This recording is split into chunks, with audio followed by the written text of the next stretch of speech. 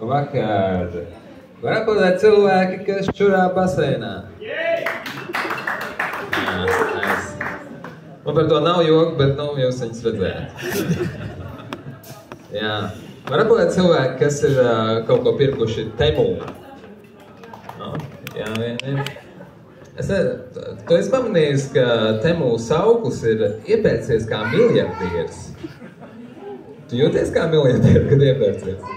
Es domāju, kā viņi iztēlējās miljardieru dzīvi, viņi tur skrolēja tā, tur gumijas, peleknīši, veicmašīna, jā, tā Es domāju, ka miljardieriem ir sava aplikācija, kur viņi vienkārši, es tikko miljonus ķīniešu nopirku savai iPhone rūpnīcai. Un, jā, nesen es dzirdēju par tādu gadījumu, ka Daugavpilī aizturēja vegānu restorānu īpašnieku par ķīniešu paverdzināšanu. Jā. Un cilvēki bija tā kā pārsteigti, ka kāds, kuram tā rūp dzīvnieku, labklājību, var paverdzināt cilvēku. Bet man liekas, tas saprotam, jo man liekas, ka daudziem vegāniem ir iPhone. Un tās ķīniešu rūpnīcas, viņas beigi no fermām neatšķirās. Tur ir tā, paņem bērnu uz darbu līdz dienu, un tu viņu paņem līdzi, un viņš tur paliek strādāt. Tur stāv Steve Jobs bildi pie sienas no rītuma, jā, mēs strādājam. Tur pie rūpnīcas logiem viņi novalk tīklus, lai tagad tev tā kā ir gana, es izdarīšu pašnāvību, tu izliec pa logu, tu vienkārši iekrīt tīklā, ieripos stāv zemāk, tagad tu liec Samsungus.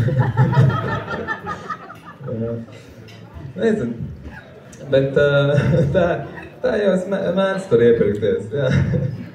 Es nopirku seksilēli, jā. Viss baigi forši, bet ir viena problēma. Viņa visu laiku grib seksu. Aizved man uz randiņu, kas kaut kāds gaļas gabals. Es dažreiz viņai saku, man liekas, tu man nemaz nemīli. Man liekas, tas kopā ar man tikai dēļ man ķermeņa. Un viņi tur tādu... Nezinu, kā runāt ar tādu cilvēku. Jā. Bet man patīk būt ilgtermiņa attiecībās. Man liekas, tas ir veselīgi. Tā kā man bija jāiet uz randiņiem, tas bija grūts periods. Es atceros, es nezināju, ko es gribu, es atceros, es kaut kur dzirdēju, ka trakās meitenes esot labākās gultā. Un es nezinu, kur tāds mīts ir radies. Es pieļauju, ka trakās meitenes viņi ir izplatījuši. Iet bājā, tur, jūs esat dzirdējuši.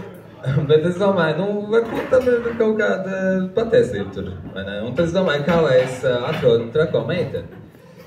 Un tad es iegāju Tinderī, uzliku to rādījus uz 1 kilometru un aizgāju uz Tvaikielu. Iepazinos ar vienu meiteni, viss baigi forši. Vienīgais, ko es sākumā nezināju, ka Tvaikielā ir arī narkoloģijas centrs. Tā kādu laiks nebija droši, vai es dabūju narkomānu vai īsti trako. Un, es redzu, viņi nes televizoru ārā no mājas. Bet es nezinu, vai viņi nes viņu uz Lombardu, vai vienkārši viņai liekas, ka tur kaut kāda radiācija, kaut tāds. Jā. Bet es uzzināju, kad viņi pārdzēja heroīnu novedu. Es uzzināju, ka trakās meitenes ir labākās gultā. Jo viņi bija narkomāni. Jā, labi, ka šeit ir bērni šovakar atnākuši. Es vainošu viņus, nevis sevi, kurš izvēlējās to teikt viņu priekšā. Bet, jā, viens no Tinder tādiem dealbreakeriem, jā, man bija viens konkrēts meiteņu vārds, Karolīna. Jā, jo man sauc Kārlis, es nevaru iepazīties cilvēkiem, teikt, Kārlis un tā Karolīna, jā. Neteikšu, kurš. Un es nezinu, vēl trakākais, ja viņi apprecātu, man viņi paņem man uzvārdiem. Un būtu jāsaka, mēs esam Kārlis un Karolīna Strautiņi, pretīgi. Tas tā kā tie pāri, kas aizbrauc tur kaut kādā atvainājumā, viņiem abiem krekli ir saskaņot, viņiem tur rakstīts, viņa īpašums un bultiņas kreiso pusi, un viņam viņas īpašums un bultiņas labo pusi. Drausmas. Un jums vienmēr jāstāv tādā secībā. Jo citādi izsāks, ka jūs esat vergi kaut kādiem cilvēkiem, kas blakus stāv. Es nezinu, nestrādā. Tas varbūt ir vienīgais tāds arguments pret geju laulībām, man liekas, ka tur var būt iespējamība, ka jums abiem ir vienāds vārds. Un tas nav pieļaujams. Labi, tā, šeit ir kaut kādi 4. Rekti viens tieši. Tur tālāk, jā. Tālu sasēdušies. Jocīgi. Es tā drīkst teikt, nu tu esi tuvāk, jā. Es tā drīkst teikt, jā. Čēvārds ir tikai mūsu. Jā. Jūs tā nevarat teikt. Bet jā, es nezinu, es vienmēr nopērku pārāk vājas brilles.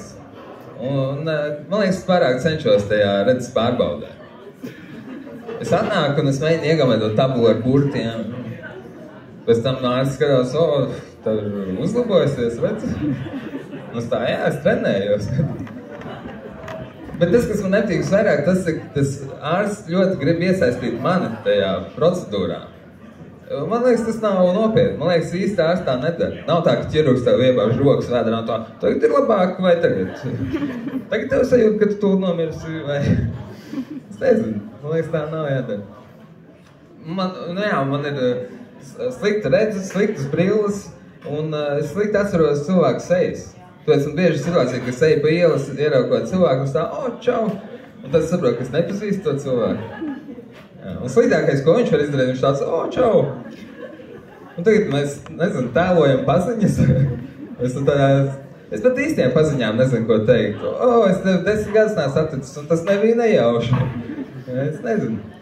Tāpēc, lai tikt ārā no tādas situācijas, vienmēr saku, vai tev būtu brīdis parunāt par Jēzu?